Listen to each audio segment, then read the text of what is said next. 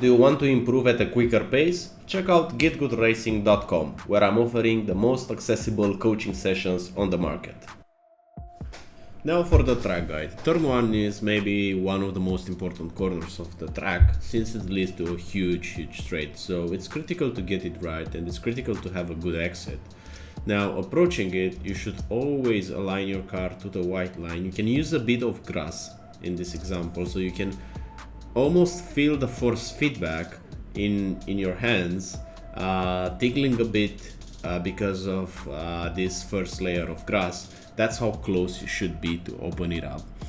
Now for the braking, you can brake quite late here. So at the moment I'm looking at this dirt patch on the left side of the asphalt. It's not so obvious in this recording because of the quality, but around here when I'm pointing my mouse, there's a dirt patch. This is my first checkpoint that I look at. I want to go past it because I don't really like to have references on the left side, for example the 100 board, the 50 board and such, because yes, you can look at them from the distance, but as you approach this corner more and more, you want your eyes and you want your vision to be pointing at the apex at the right side. So I'm looking at this dirt here, I'm going past it. I quickly look at the 50 meter board because I will brake somewhere near the 50, but it just takes me a split moment to gauge it, and then my vision is back on this corner. And as you see here, there's a line on the track, this red line. I'm braking before it. Now the actual braking point is somewhere in between the 50 before the 50 meter board and also before the line there. But I would suggest to use this line more than the 50 because it will mess up your entry. Now, picking quite hard initially to use all the grip available, downshifting and trailing, and the nature of this corner is that you have a lot of grip in this down part of the track because this is a compression zone. So this is a crest and now compression. Like right now, you'll have more and more grip, and the moment you're gonna hit this curb, you're gonna have the maximum amount of grip. So this is the moment that you want to be back on throttle. It's important to turn as late as you can in order to have a good exit and use all the track, and it's important to be close to this white wall right here. Some common mistakes in this corner are not using all this track. So even half a meter will make a huge difference in this corner, and not being aware of this compression zone, not being early on throttle, and not using all this curb, right? And the moment that you are back on throttle, you should be confidently back on throttle, meaning 100% is almost like you slam the throttle, because the car will comply. And ideally, if you have a good entry, you're gonna use all this track on the exit. The off-track limit is having the antenna past this drain here. So using all the track in turn 1, again, critical corner to get it right. Now for Eau Rouge and Radion, you can easily lose 1/10 by doing something very common. The common mistake here is to open up a lot this corner, to open up the entry a lot by positioning the car all the way to the white wall right here. This is a huge mistake in F4 and also in other open wheels, because you don't need that much preparation to make these corners flat. So you're gonna travel a longer distance by positioning the car more to the right side of the track than being more, let's say, center right. So keeping the car more in the center right part and cutting as much as you can in the first curve.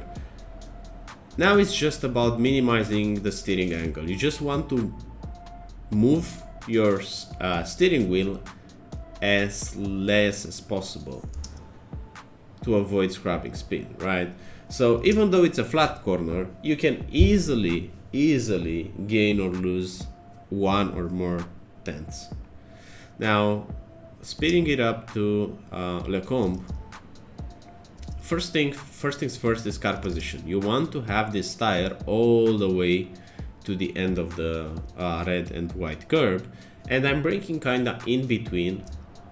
I'm picking hard initially, downshifting to fourth, and make sure you're gonna use these curbs.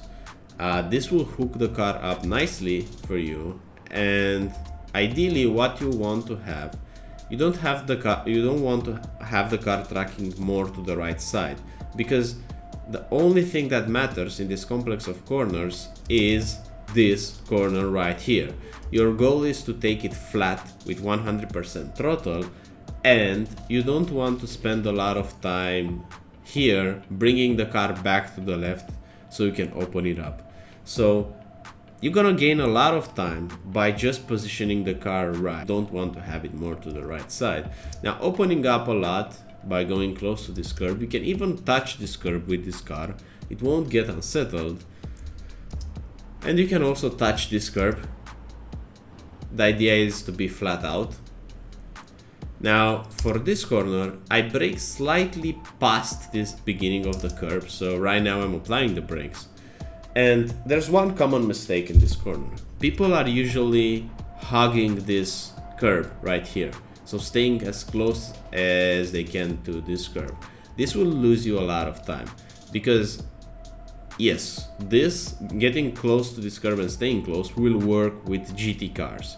But with open wheels, the approach is the following. The braking is diagonal. So you want to arrive at this curb diagonally, so you're not braking in a straight line right now. You see, I'm turning slightly a bit, and whenever I did most of my braking and I'm in the trail braking phase, I'm just trying to get as close as I can to this curb, but then I purposely want my car to track out wider, you see, almost in the middle of the track, so I can go again. So this V-shaped line, it's gonna gain you more time because you're gonna carry a lot more speed. It's like you're shooting the car into the corner. It's a double apex corner. This is the first apex right here. Now the car gets a bit wider. Now I'm bringing it back after the trail brake with the throttle to the second apex right here and keeping it flat. You don't want to go as far as the limit on the left side because you won't have enough time to bring the car to the right for the next corner. So ideally you want still to be on the left side, but not to the extreme part of the left side, if that makes sense. Now, positioning for the next corner, you can use a bit of curb, but don't use too much, the car will bottom out. And this is just a slight tap of the brake and then being early back on throttle. The earlier you'll be back on throttle here, the more time you're gonna gain, because again, we have a decent straight, considering the next corner after this is also a high-speed corner. So you just want to carry the momentum around here. If you're gonna minimize this time between 100% throttle brake and back to 100% throttle, you're gonna gain a lot of time, and you can do a better job than what I did here. I found that after I did more laps. This was one of my first laps on this track, but this is the idea: opening it up, doing a slight trail brake in between, and then being back on throttle. You have to use more than what I did here. The off-track limit is having the antenna after the drain. So you can see here that I leave maybe a few centimeters of space, and this can mean half a tenth. So use a bit more. You have a lot of space to play with. And for pull-on, first things first is opening up. So you want to put your car at the edge of this curb. Again, it's the same concept as in Lecombe. Now for the braking, I kind of brake a bit too early here. I'm using this middle of the curb as a braking reference, since I don't want to look on the right side. Again, the vision should be on the apex, and it will take the vision away from you if you're gonna just look on the markers on the right side. So you're looking at the apex, looking in front of you, but I brake a bit too early, and as a result I also turned too early. So it's a slight brake, as you can see, no more than 20%. And I take this curb. Now, taking this curb is gonna affect your speed, because the car will slightly bottom out on the top, like right now. One of the wheels is not touching the concrete at all times because of this bump, and as a result you're gonna scrap some speed. Ideally what you want is to get as close as you can to this curb, but without going over it. It's also important to be as early as you can on throttle, so again, minimizing the time between on and off. And the common mistake is not using all this exit. If you're not gonna get pushed this wide, means you're not gonna carry the required speed for maximizing this corner. Keeping it flat. And for the next section, it's again, you want to opening up a lot. You see, I'm positioning to use this curb. After I pass this curb, I'm braking quite hard initially, and I'm downshifting to fourth. And right now you just want to follow this white line. You want at the exit of this corner to be positioned more to the right side for the next corner. So like right now, you want to be as close as you can to this white line, and you're gonna do this by just following this curb. If you're gonna shoot your car deep into the corner, it's not gonna work. You're gonna lose time. So the tighter you stay around this curb, the more time you're gonna gain. Now there's one subtle thing that will make a difference in lap time. You want to have this transition between this corner and the next one. You want to hit 100% throttle and keep it there for a while. Now if you're gonna focus right now, so at this moment I'm hitting 100% throttle and I'm keeping it until here. You have to add this 100% plateau in between the corner, because it will gain you a lot of time. If you're gonna maintain, let's say 80% throttle or such in between, it's not gonna be good. So you don't want to over prepare it after this stage, this corner. You already prepared it by staying close to the white line. Now you just want to carry the speed. So carrying, a slight trail brake and dropping the throttle, using a bit of this curb and then immediately be back.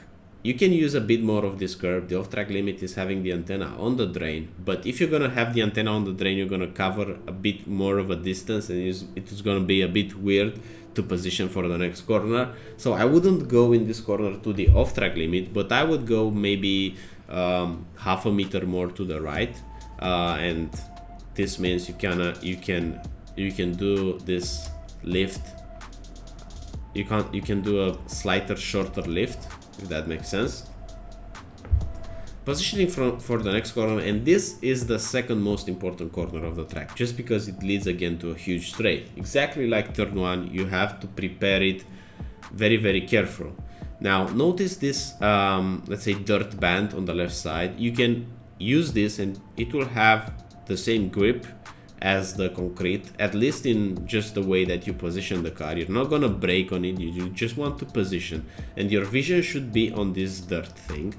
So using it to position the car on this curb, going all the way over this curb, and then begin the brakes. It's a slight trail brake, and as soon as you position the car and you kind of straighten up the wheel, you'll have to apply the brakes and look at the apex on the right side, because you want to ride the next curb as well. So trailing, still trailing, and as early as you can be on throttle here, the more time you're gonna gain. If you're gonna be on throttle, let's say here, you're gonna start your throttle, you're gonna lose a lot of time, because it's a huge straight.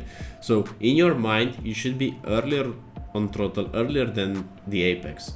So on your way to the apex, you should be already on throttle. Using this curb will hook the car up, and it will make you rotate a lot more. And the off-track limit is having the antenna on the drain. If you're gonna have the antenna on the green, that's gonna be an off-track. So staying in the limits.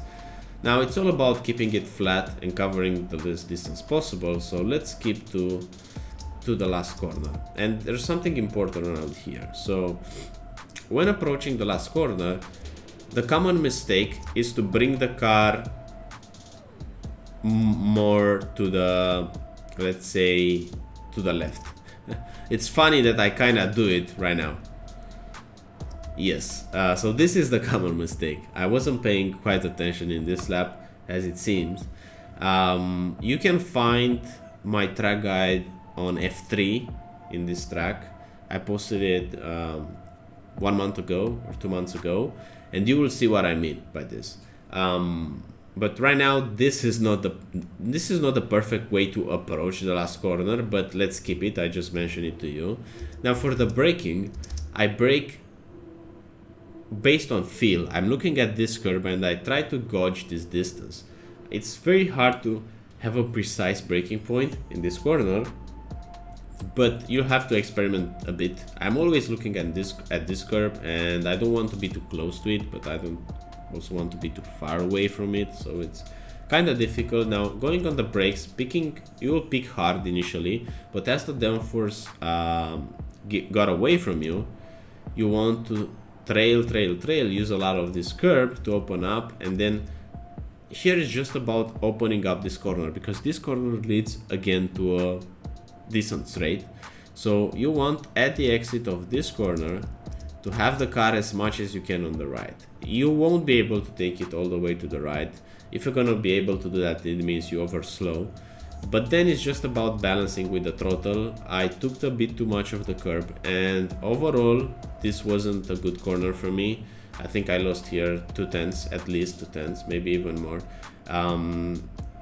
Let me point out my mistakes so you will know how to avoid them. The first one I told you with the approach, this costed me maybe half a tenth. Now the second one is I'm not using this curve. You should open it up as much as you can, and under braking you should brake in a straight line, but by pushing the car more to the left. You see, I'm barely using this curve, so if you're gonna open up this corner more, you're gonna be able to carry a bit more speed. The last mistake is in the brakes. I tend to drop the brakes a bit too quickly, and then after the trailing here, when I drop it, I'm not doing anything in between. You don't want to have this gap. And let's say this was a mistake too by taking this amount of curb. It wasn't the biggest of all, because this car can handle curbs a lot more than other open wheels car, for example F3. But the exit was decent, and in short, that's a track guide of Spa. I wish you a great week ahead, and I'll see you on the next one.